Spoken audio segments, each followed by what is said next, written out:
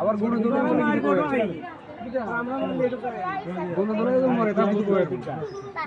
আইন হ্যাকার ঠিক আছে গুণ ধরে গেলে মেরে গেল তাও কিছু কথা তো আবার গুণ লাগে মারা জোন আপনি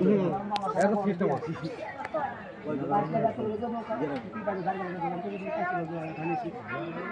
সারে পেট খুলে আছে নাকি সারে পেট খুলে আছে